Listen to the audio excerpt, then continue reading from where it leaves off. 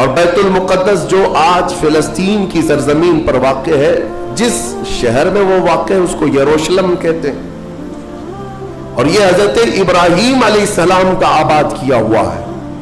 سیدنا ابراہیم علیہ السلام عراق کے رہنے والے تھے۔ عراق کے دریائے فرات کے قریب ایک چھوٹی سی بستی تھی، بابل کے قریب، وہاں سے ہجرت کر کے ابراہیم علیہ السلام فلسطین آئے اور وہاں ان کی اولاد ہوئی۔ ابراہیم علیہ السلام پوری دنیا میں 2 مقدس سرزمینوں کو آباد کرنے والے نبی ہیں۔ حضرت ابراہیم علیہ السلام سے ایک بیٹے پیدا ہوئے، اسحاق علیہ السلام۔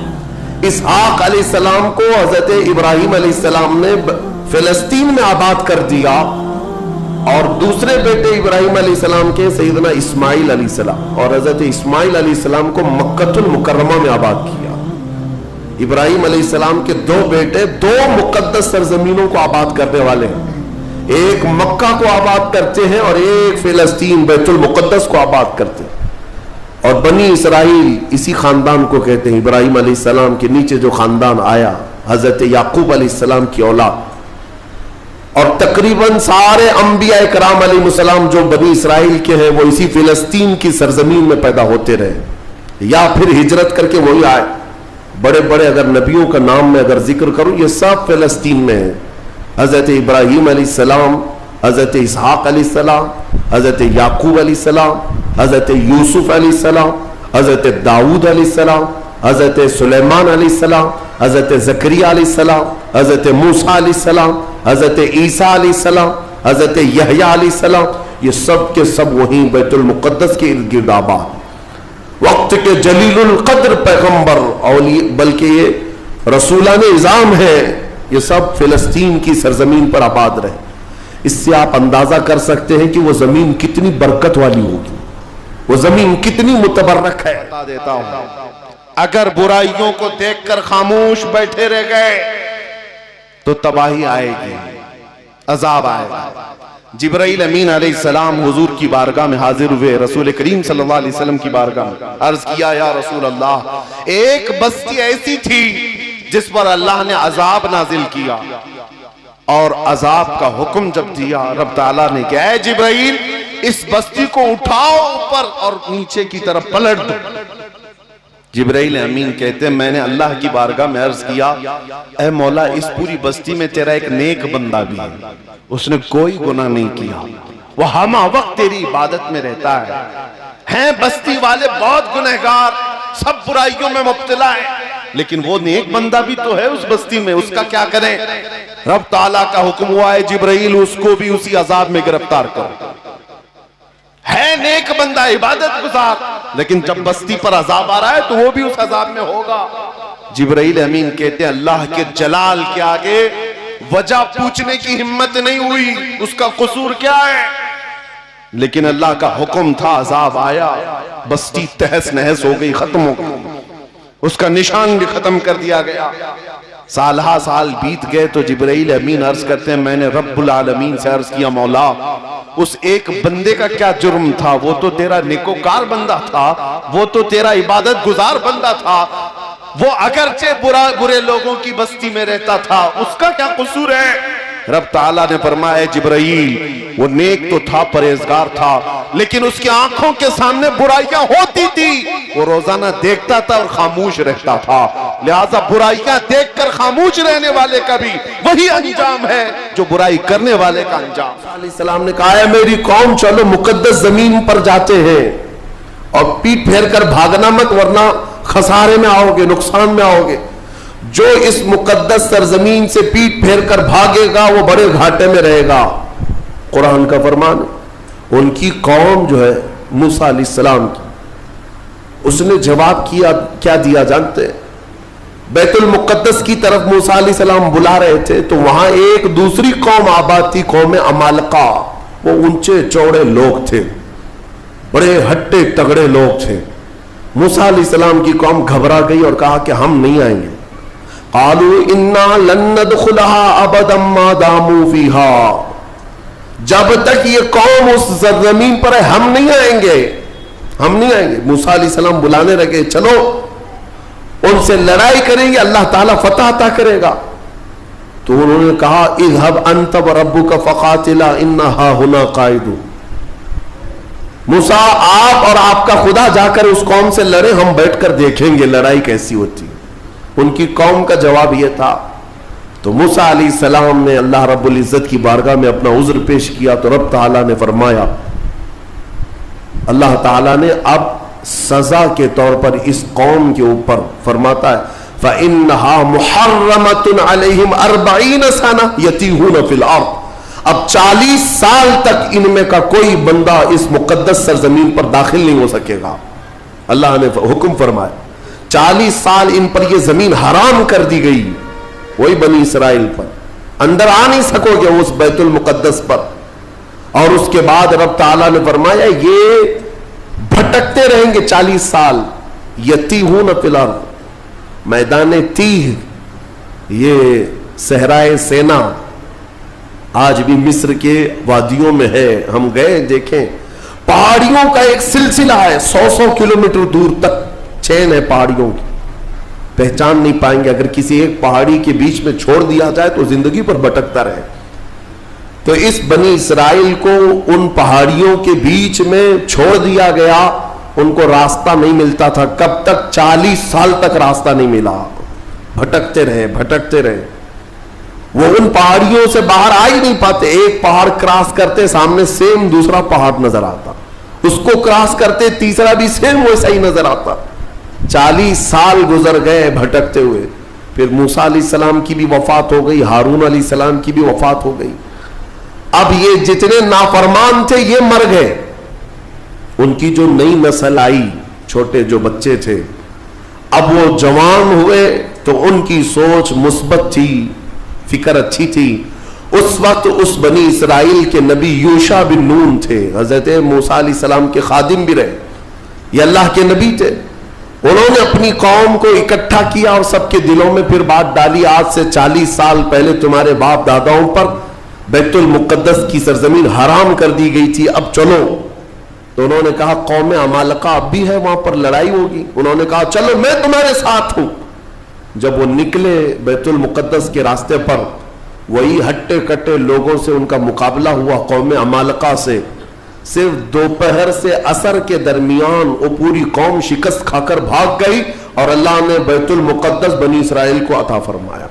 اللہ کے حکم پر اگر چل کر کے دیکھا ہوتا، یہیں بیٹھ کر کے، ارے وہ بڑے تگڑے لوگ ہیں، اونچے لوگ ہیں، یہ بنی اسرائیل کی عادت ہے۔ پھر اللہ رب العزت نے انہیں وہاں پر قرار دیا، بیت المقدس یہ یہودی کہلا ہے، یہودی ایمان والے یہودی تھے جو بیت المقدس میں آباد تھے، برسوں تک رہے۔ اس کے بعد پھر حضرت عیسیٰ علیہ السلام کا ظہور ہوا، آپ کی ولادت ہوئی۔ عیسیٰ علیہ السلام کے ساتھ ان یہودیوں نے بڑی بدتمیزیاں کی ہیں، ان کے قتل کا بھی منصوبہ بنایا، ان کی ماں پر الزام لگائے۔ یہودی بڑی بدماش قوم، اور انہوں نے تقریباً 10,000 نبیوں کو قتل کیا ہے، اللہ کے نبیوں کو قتل کرتے تھے۔ اب اللہ رب العزت نے قرآن میں جن کے بارے میں فرمایا غضب اللہ علیہم، اللہ کا ان پر غضب ہے، اللہ کا ان پر غضب ہے، آج بھی غضب ہے، غضب ہے۔ تھوڑے دن ان کے ازدہار کے آتے ہیں، ترقی کے آتے ہیں، تو دنیا کو ایسا لگتا ہے پوری دنیا کے بادشاہ یہی ہے، پھر رب تبارک و تعالیٰ انہیں اوندھے منہ پھر گراتا ہے۔ ذلت ان کا ساتھ قیامت تک نہیں چھوڑے گی، قیامت تک نہیں ہے۔ وہ رمضان المبارک کے آخری جمعہ کو، میرے عزیزوں، آج مجھے بیت المقدس کے سلسلے میں آپ کو کچھ بیداری لانے کی ضرورت ہے۔ آپ یہ اگر سمجھتے ہو کہ ان سے ہمارا کیا تعلق ہے، وہ فلسطین کی بستی میں ہے، ہم یہاں ہندوستان میں ہیں، پوری دنیا کے مسلمانوں کا تعلق بیت المقدس سے ہے حدیث رسول کے مطابق، اور آپ کو وہاں کے حالات یوں سمجھ لیں کہ ایسی ہے کہ وہاں بخار چڑھے گا تو پوری کائنات کے مومنین میں بخار آنا ہے، وہاں کے حالات جو بھی تبدیل ہوں گے اس کا اثر پوری دنیا کے مومنین پر ہونا ہے۔ ہمارا رشتہ وہاں سے مضبوطی کے ساتھ جڑا ہے، وہ انبیاء کی سرزمین ہے۔ حضور پاک صلی اللہ تعالی علیہ وسلم کی کئی حدیثیں فلسطین اور بیت المقدس کو لے کر کے جو قیامت کے قریب ہونے والی ہیں وہ بشارتیں بھی ہیں. میں تھوڑی سی تاریخ آپ کے سامنے رکھوں میرے عزیزو. آج وہ بیت المقدس جو مومنین کا قبلہ اول رہا، 17 مہینے تک میرے آقا صلی اللہ علیہ وسلم خود بیت المقدس کی طرف منہ کر کے نماز پڑھتے رہے. پھر مدینہ طیبہ میں بیت المقدس کی بجائے قبلہ تحویل ہو گیا خانہ کعبہ کی طرف. اس بیت المقدس میں روایات کے مطابق 30,000 کے قریب انبیاء اکرام علیہ السلام آرام فرما ہے. 30,000 کے قریب انبیاء اکرام وہاں پر دفن ہیں. اور قرآن جس کے بارے میں کہتا ہے الذی بارکنا حولہ، سبحان الذی اسری بعبدہ لیلا من المسجد الحرام الی المسجد الاقصی الذی بارکنا حولہ. پاک ہے وہ ذات جس نے اپنے بندے خاص کو، اپنے نبی کو سفر کرایا معراج کا مسجد حرم سے مسجد اقصی تک. مسجد اقصی کا ذکر آیا ہے 15ویں پارے کے شروع میں. اور مسجد اقصی تک سفر کرایا. کون سی مسجد؟ اللہ فرماتا الذی بارکنا حولہ، جس کے ارد گرد ہم نے برکتیں رکھی ہیں. جس کے ارد گرد برکتیں رکھی ہیں. آپ یہ سوچ رہے ہیں کہ بیت المقدس کو جاننا کیوں ضروری ہے؟ یہی سوال حضور پاک صلی اللہ تعالی علیہ وسلم کی زوجہ مطہرہ، ہم مومنوں کی ماں سیدہ میمونہ رضی اللہ تعالی عنہا نے عرض کیا تھا افتنا یا نبی اللہ عن بیت المقدس. یا رسول اللہ صلی اللہ تعالی علیہ وسلم فی بیت المقدس، بیت المقدس کے بارے میں آپ ہمیں کچھ ارشاد فرما ہے. وہ کیا ہے، ہمارے لیے کتنی اہمیت کا حامل ہے بیت المقدس؟ نبی پاک صلی اللہ تعالی علیہ وسلم نے فرمایا انہو ارض المحشر والمنشر، وہ زمین تمام لوگوں کے حشر کی جگہ ہے، محشر قائم ہونے کی جگہ فرمایا میرے آقا نے. سب کے جمع ہونے کا سب سے آخری جس زمین پر سارے لوگ جمع کیے جائیں گے وہ بیت المقدس کی زمین ہوگی. حضرت میمونہ نے پوچھا یا رسول اللہ صلی اللہ تعالی علیہ وسلم اس کے متعلق کوئی فضیلت؟ فرماتے ہیں میرے آقا صلی اللہ علیہ وسلم من احل بحجۃ او بعمرۃ من المسجد الاقصی الى المسجد الحرم غفر اللہ له ما تقدم من ذنبه او وجبت له الجنہ او كما قال رسول اللہ صلی اللہ علیہ وسلم. میرے آقا فرماتے جس نے مسجد اقصی بیت المقدس سے عمرے کا یا حج کا احرام باندھا اور مسجد اقصی سے مسجد حرم تک آیا، عمرہ کیا یا حج کیا، جو کچھ بھی پچھلے زندگی میں کیا تھا اللہ سب معاف فرمائے گا. اور روایت میں یہ بھی وجبت لہ الجنہ، اس کے لیے جنت واجب ہو جائے گی. اس سفر کے بارے میں اب سنو، سب کی استطاعت تو نہیں ہے. حضرت بی بی میمونہ نے یہی سوال کیا کہ جس کی طاقت نہ ہو میرے آقا وہ کیا کرے، بیت المقدس نہیں جا سکتا. سنو، اگر اس کی اہمیت سارے مسلمانوں کے لیے نہ ہوتی تو میرے آقا صلی اللہ علیہ وسلم یہ نہیں فرماتے وَمَن لَّمْ يَسْتَطِعْ فَلْيَهْدِ زَيْتَهُ.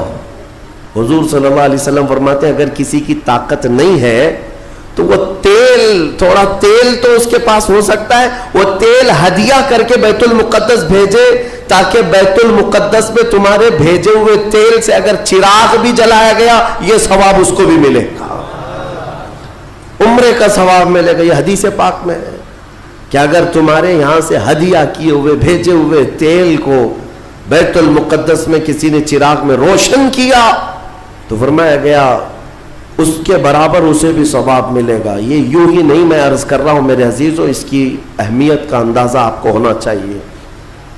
اور قیامت قریب کیسے آئے گی اس کے متعلق بھی حالات یہی میرے آقا نے فرمایا عمران بیت المقدس خراب یثرب وخراب یثرب وخراب یثرب فتح قسطنطینیہ وفتح قسطنطینیہ ظہور الملحمہ وظہور الملحمہ خروج الدجال او کما قال النبی صلی اللہ علیہ وسلم. یہ سیدنا معاذ بن جبل رضی اللہ تعالیٰ عنہ سے روایت حدیث ہے. میرے آقا فرماتے ہیں بیت المقدس آباد کر دیا جائے گا اور مدینہ ویران کر دیا جائے گا. مدینے کی ویرانی بیت المقدس کی آبادی ہوگی. بیت المقدس کے ارد گرد بڑی بڑی عمارتیں بن جائیں گی, آبادیاں بڑھ جائیں گی. اور مدینے کی ویرانی وہ کس طرح کی ویرانی, وہ اللہ کے حبیب صلی اللہ تعالی علیہ وسلم ہی بہتر جانتے ہیں. مدینہ زادہ اللہ شرفا و تعظیما, وہ ہمارے دلوں کی دھڑکن ہے, وہ ہمارے آنکھوں کا سرور ہے. اور پھر آگے میرے آقا فرماتے ہیں پھر مدینے کی ویرانی قسطنطنیہ کے فتح کا سبب ہو جائے گی. قسطنطنیہ استنبول کو کہتے ہیں جو ترکی کا شہر ہے. حضور پاک صلی اللہ علیہ وسلم نے فرمایا مومنین اس کو فتح کر لیں گے. اور قسطنطنیہ کا فتح ہونا نہیں بلکہ اس سے پہلے ملحمۃ الکبریٰ, ایک بہت بڑی جنگ ہوگی دنیا میں. اس سے بڑی جنگ نہ کبھی پہلے ہوئی تھی نہ بعد میں ہوگی. یہ کس کے درمیان؟ مومنین اور کفار و مشرکین کے بیچ. اس جنگ کی جگہ بھی میرے آقا نے بیان فرمائی, وہ ملک شام ہوگا, وہ دمشق کے قریب میدان میں جنگ ہوگی. تمہارے خلاف لڑنے والے 80 جھنڈوں کے نیچے آئیں گے اور ہر جھنڈے کے نیچے 12,000 کی فوج ہوگی. یعنی تقریباً 9,60,000 کی فوج صرف مومنین سے لڑنے کے لیے حاضر ہوگی ایک میدان. اس میں جو مومنین مسلمان جتنے جائیں گے وہ کتنی تعداد ہے وہ اللہ بہتر جانے, لیکن میرے آقا نے فرمایا پہلے دن 1/3 حصہ میدان چھوڑ کر بھاگ جائے گا مسلمانوں کا. اور حضور پاک فرماتے ہیں وہ پورے روئے زمین کے سب سے بدترین لوگ ہوں گے, ان کی توبہ کبھی نہیں قبول ہوگی. جو میدان چھوڑ کر بھاگ چکے ہوں گے ان کی توبہ کبھی نہیں قبول ہوگی. دوسرے دن 1/3 جماعت 1/3 جماعت مومنین کی شہید ہو جائے گی, سب قتل ہو جائیں گے. اور حضور فرماتے ہیں وہ روئے زمین کے سب سے اعلیٰ قسم کے شہداء ہوں گے, سب سے افضل شہداء ہوں گے. اور میرے آقا صلی اللہ علیہ وسلم فرماتے ہیں 1/3 حصہ مسلمانوں کا باقی ہوگا. اللہ رب العزت اسی ٹکڑے کو فتح عظیم عطا فرمائے.